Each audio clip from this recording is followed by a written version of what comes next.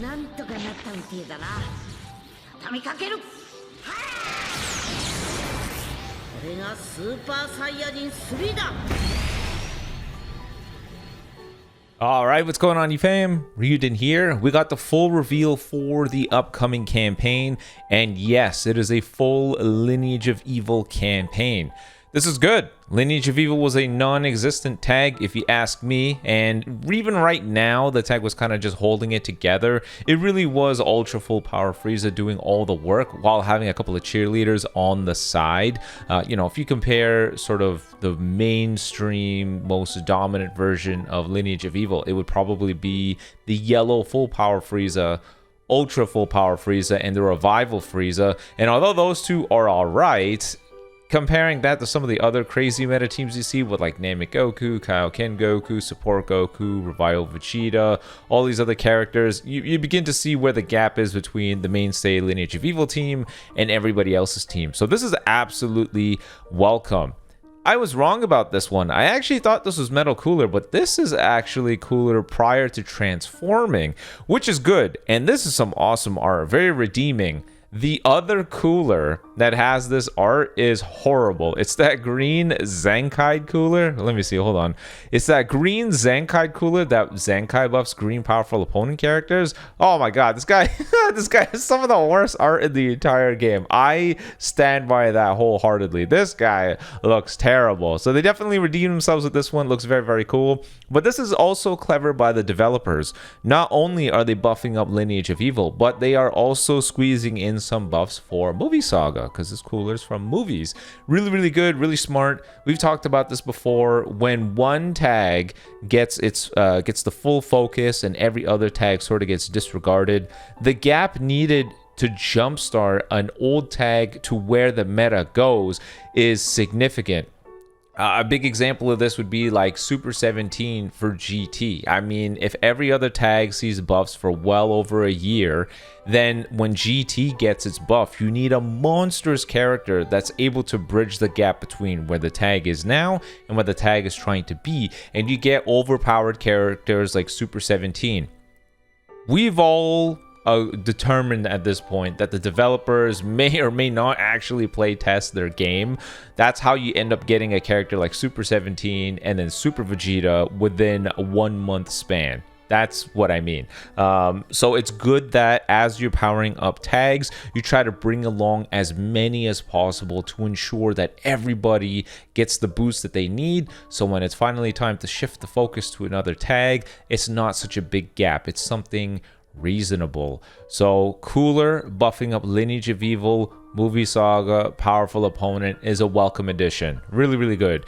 Next, a Zenkai Awakening for this Frieza. This is both good and scary because number one, Zenkai buffer, probably for Red Lineage of Evil, but if they wanted to go Red Movies, assuming movies is the focus, we'll have to see. I'm leaning more towards Red Lineage of Evil because they need to Zenkai buff the Frost. Frost needs a proper Zenkai buffer, so that's fine by me. But again, a Zenkai Awakening, something we thought that they completely forgot, so it's nice to see that. The scary thing about this Frieza is this guy has his hands on a paralysis card. So his blast card can inflict paralysis. His green card gives 100% chance to inflict paralysis. Because these things exist, odds are he's not going to be the craziest character in the world, but the fear is that they don't acknowledge that and they do make him really good. Then you're looking at Ultra Full Power Frieza and this guy, the Dragon Ball stealing, paralysis inflicting guy. And even worse is ever since they introduced the supporters cards having an influence on the battle members deck, that means that characters on the bench will now have an influence. And the number one character you're going to see on Lineage of Evil is Chilled. Chilled is the max HP and health restore buffing character, and guess what he provides? Paralysis cards. Yes, I'm not sure if it's shown here. Is it shown here? No. But in his hand is paralysis cards for the deck. So that means that this Frieza is providing a paralysis card via the blast, via the green card.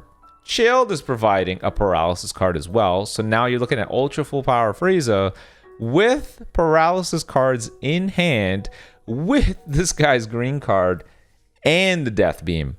So that's where it gets scary. I'm thinking they're going to make this guy crap. But if they make him good at all, then I already see it. The mainstay team is going to be Full Power Frieza with this guy at a minimum. Again, leaning more towards them making him crap just because they're probably going to focus up on Frost being good. He's the latest summonable LOE character. Next, look at that. It is King Cold. Again, this art is so sick. I love this art. This looks so good. I hope he beats people with the chair. Beat people with the chair. But a new sparking King Cold character is going to be joining the fight. They didn't say anything about an LF character, so I'm kind of leaning towards maybe, I don't know if it's a Mega Rising banner, some sort of very, you know, I don't want to call it low value, but easy to pull banner, perhaps. And then this is the event that they told us. You'd make a worthy addition to my clan. The royal family of evil invades legends. Prove your excellence and receive King Cold's favor. So maybe he is a character that you get for free farming via an event. Maybe he's a summonable character. I highly doubt they're going to make a banner for one character, but Lineage of Evil buffs are coming to our shores. They also confirmed that, yes, it is Red Gogeta getting the unique equip, which is good. Red Gogeta getting unique equip is nice just because they've kind of just dabbled in buffing up Fusion Warriors at the same time. And again, that also counts as movies too, so we're nice little overlap. Fusion Warriors, movie saga. If you kind of wanted to stretch it, you could say Super Saiyans if you really wanted to, but at that point it's a super big stretch. Yeah, nice to see this guy getting a power up. His unique equip is going to have to be generational though. I've talked about this already. His baseline kit is so far behind what the current meta looks like. This thing has to be the best equip in the game. Cover null, gonna need like 280% damage inflicted, 180% damage guard or something along those lines. He's gonna need to, I don't even think they're gonna give him card draw speed. I think he's gonna be a character that can force draw cards, like one card into another card, just because he already has some level of card draw speed. And then he's gonna need something more. What I just talked about is like baseline stuff. They gave the exact same thing to Father-Son Kamehameha Gohan, the red FSK, the guy that just destroyed the entire game for a whole year. They gave that guy this stuff. They gave him some cover null. They gave him a guaranteed card. They gave him some modern stats. And, you know, he was usable in niche scenarios, but when he got his power up, and what the game looks like today is just night and day. So if this guy wants to be at just at the bare minimum, he would need that and more. I'm hoping maybe he has some sort of supportive capabilities just for him to overlap with the other Fusion Warriors, because Ultra Super Vegeta is your tank, Kefla is your super damage dealer. It'd be nice to have some competent third that maybe like Super Saiyan 4 Gogeta fills multiple roles of being, hey, I'm going to tank. Or sorry, hey, I'm going to be a little bit of a disruptor. I'm going to be a little bit of a supporter. And when the time is needed, I can be a damage dealer too. Hopefully he fits multiple roles just so they can power up Fusion Warriors all together. But yeah, that looks like what we're going to be getting at Reset. What do you guys think? Are you happy about Lineage of Evil getting a power-up? To my surprise, there's actually people in the community upset that Lineage of Evil is getting a power-up, thinking, why on earth should Lineage of Evil get anything? Well, look at this tag, dude. This tag hasn't seen anything in years. So it is fair for them to finally get their power up, a whole ranged work up here. Is it going to be painful dealing with Full Power Frieza with a potential competent lineup? Yeah, I'm sure it is. But if you think about the flip side, where Lineage of Evil had to deal with never-ending competent setups of Saiyans and hybrid Saiyans and movie saga characters and other powerful opponent characters, I think it's fair to say that this is now their time to you know, flip the script and start doing a little bit of damage, a little bit of pain, getting their time in the sun. Oh, by the way, this guy could see a Zenkai Awakening, which would be very, very funny. So you guys let me know in the comment section below what you're thinking. Are you happy about Lineage of Evil getting their power up? Are you happy that Red Gogeta is getting his unique equip? Or do you think that maybe they're pushing it too far and you really don't want to see this guy get any more buffs? The one last thing I wanted to talk about our friend Gogeta getting his unique equip means he's one of 3 getting a... why isn't it showing up? Let me filter this. Super Saiyan.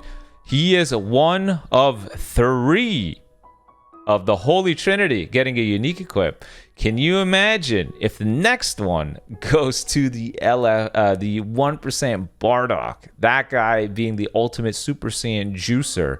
If this guy starts, then imagine they go to Bardock next. Just saying like, oh, we're buffing up Lineage of Evil. We want to release maybe a LF Bardock to deal with them, and we give this guy a unique equip. And then finally, because it is still a movie saga campaign, they decide to give one to the menace that brought it all together, Purple Broly. Imagine this is how it starts. Either way, let me know in the comment section below what you think. But until next time, guys, be on the lookout for the showcases and the breakdown whenever that stuff drops. Peace.